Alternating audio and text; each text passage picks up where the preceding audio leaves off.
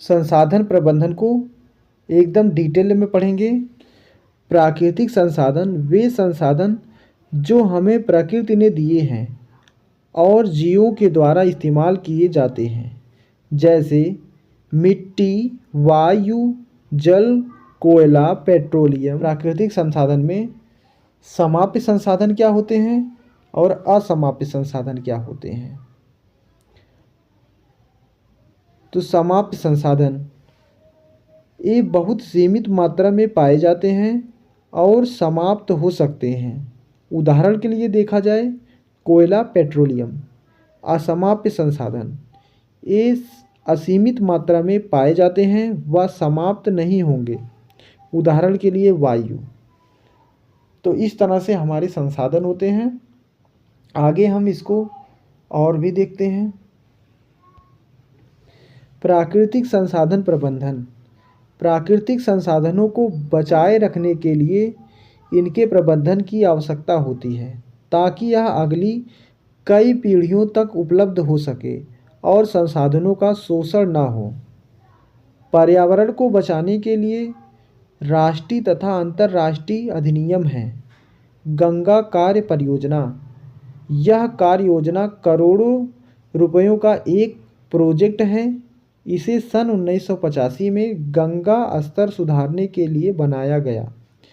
जल की गुणवत्ता या प्रदूषण मापन हेतु कुछ कारक हैं। जल की गुणवत्ता या प्रदूषण मापन हेतु कुछ कारक हैं। जल का पीएच जो आसानी से सार्व सूचक की मदद से मापा जा सकता है। जल में कोलीफॉर्म जीवाणु जो मानव की आंत्र में पाया जाता है की उपस्थिति जल का संदूषित होना दिखाए। पर्यावरण को बचाने के लिए 3 प्रकार के आर 3R। कम उपयोग, पुनः चक्रण, पुनः उपयोग। जब आवश्यकता न हो तब पंखे और बल्ब का स्विच बंद करना। टपकते नल को ठीक करना। आहार भोजन को ना फेंकना। पुनः चक्रण, कूड़े से पुनः चक्रण हो जाने वाले पदार्थों प्लास्टिक, कांच, धातु को अलग करके आवश्यकता की वस्तुएं बनाना। पुनः उपयोग, चीज़ों को फेंकने के बदले उसका बार बार इस्तेमाल करें। तो इस तरह से 3R हमारे हैं। आगे हम और देखते हैं। पुनः इस्तेमाल उपयोग पुनः चक्रण से बेहतर है क्योंकि इससे ऊर्जा की बचत होती है। हमें संसाधनों के प्रबंधन की आवश्यकता है क्योंकि ये बहुत ही सीमित हैं। स्वास्थ्य सेवाओं में सुधार के कारण जनसंख्या में वृद्धि हो रही है और इसके कारण सभी संसाधनों की गंगा में वृद्धि भी हो रही है। समपोषित विकास। समपोषित विकास की संकल्पना मनुष्य की वर्तमान आवश्यकताओं की पूर्ति की और विकास के साथ साथ भावी संतति के लिए संसाधनों का संरक्षण भी करती है। प्राकृतिक संसाधनों की व्यवस्था करते समय ध्यान देना चाहिए होगा।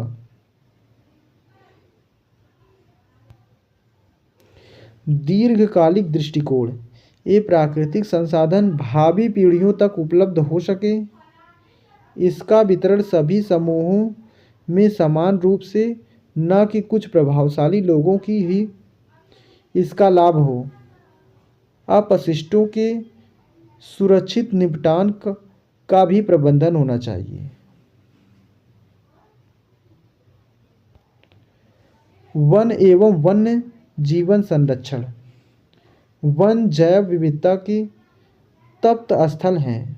जैव विविधता को संरक्षित रखना प्राकृतिक संरक्षण के प्रमुख उद्देश्यों में से एक है क्योंकि विविधता के नष्ट होने से पारिस्थितिक स्थायित्व इकोलॉजिकल बैलेंस नष्ट हो सकता है।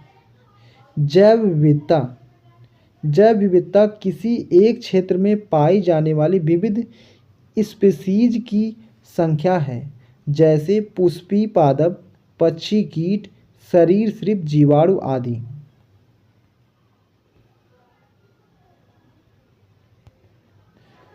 तप्त स्थल ऐसा क्षेत्र जहाँ अनेक प्रकार की संपदा पाई जाती है।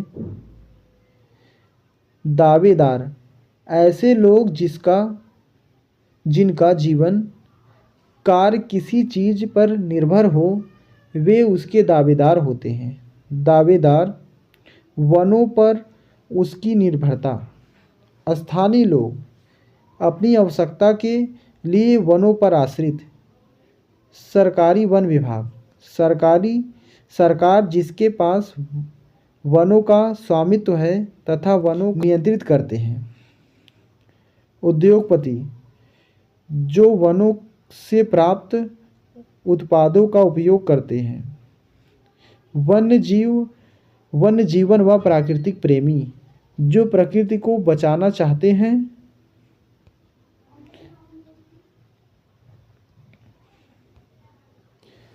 कुछ ऐसे उदाहरण जहां निवासियों ने वन संरक्षण में मुख्य भूमिका निभाई है।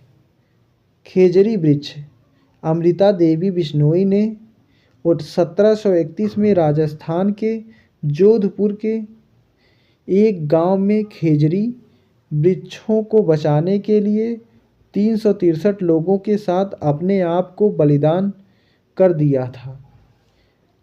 भारत सरकार ने जीव संरक्षण के लिए अमृता देवी बिश्नोई राष्ट्रीय पुरस्कार की घोषणा की, जो उसकी स्मृति में दिया जाता है। चिपको आंदोलन यह आंदोलन गढ़वाल के रेनी नाम के गांव में हुआ था। वहां की महिलाएं उसी समय वन पहुंच गई जब ठेकेदार के आदमी वृक्ष काटने लगे थे। महिलाएं पेड़ों से चिपक कर खड़ी हो गई और ठेकेदार के आदमियों को वृक्ष काटने से रोक लिया। यह आंदोलन तीव्रता से बहुत से समुदायों में फैल गया और सरकार को वन संसाधनों के उपयोग के लिए प्राथमिकता निश्चित करने पर पुनः विचार करने पर मजबूर कर दिया।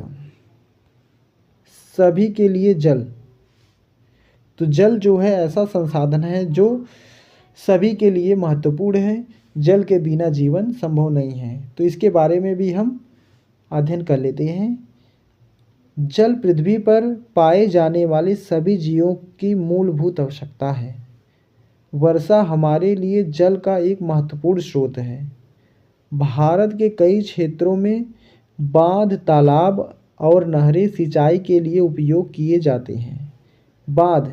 बांध में जल संग्रहण काफ़ी मात्रा में किया जाता है, जिसका उपयोग सिंचाई में नहीं बल्कि विद्युत उत्पादन में भी किया जाता है। कई बड़ी नदियों के जल प्रवाह को नियंत्रित करने के लिए बांध बनाए गए हैं, जैसे टेहरी बांध नदी भागीरथी गंगा, सरदार सरोवर बांध नर्मदा नदी पर बनाया गया है।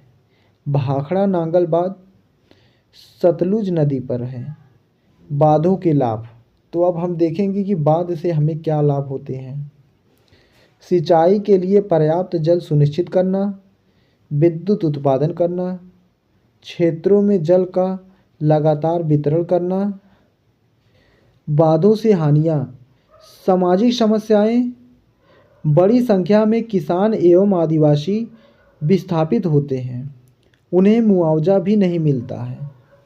पर्यावरण समस्याएं, वनों का क्षय होता है, जैव विविधता को हानि होती है, पर्यावरण संतुलन बिगड़ता है। आर्थिक समस्याएं क्या होता है, जनता का अत्यधिक धन लगता है, उस अनुपात में लाभ नहीं होता है।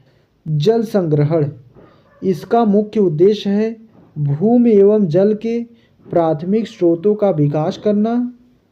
वर्षा जल संचयन, वर्षा जल संचयन से वर्षा जल को भूमि के अंदर भौम जल के रूप में संरक्षित किया जाता है।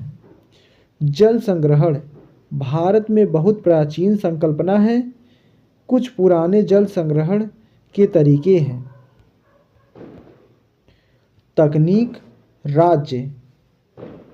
खादित बड़े पात्र नाड़ी राजस्थान। बंधारस एवं ताल महाराष्ट्र। बंथिश मध्य प्रदेश उत्तर प्रदेश। आहार पाइन बिहार। एरिस तमिलनाडु। कुल्ह हिमाचल प्रदेश। बावड़ी दिल्ली। तो इस तरह से राज्य हैं।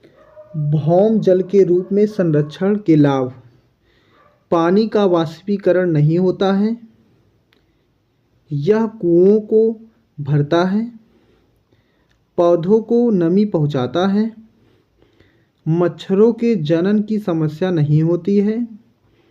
यह जंतुओं के अपशिष्ट के संदूषक से सुरक्षित रहता है।